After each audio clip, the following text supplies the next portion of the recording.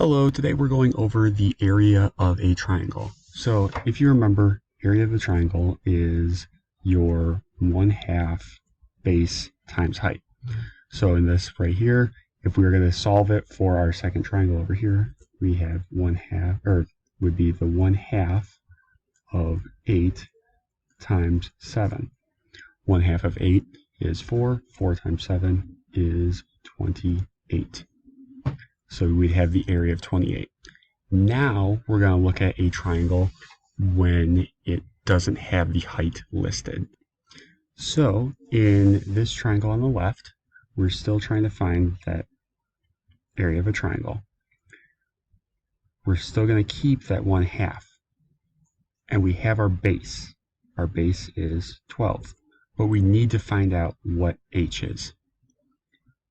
H, if you remember from your trig ratios, you can say that sine of our opposite side over our hypotenuse will be that side length. So sine of 70 equals the h over 5.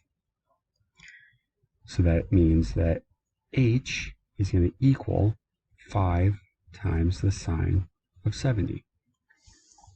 You'll plug that into your calculator, and that's going to equal 4.698. So we'll plug that in for our h. So we'll have 1/2 of 12 times that 4.698.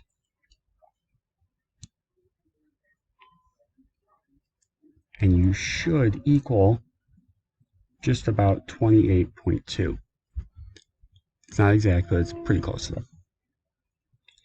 So if we were to write out what we did for this, we'd say the area of a triangle equals 1/2 of our base, which in this case is B, times C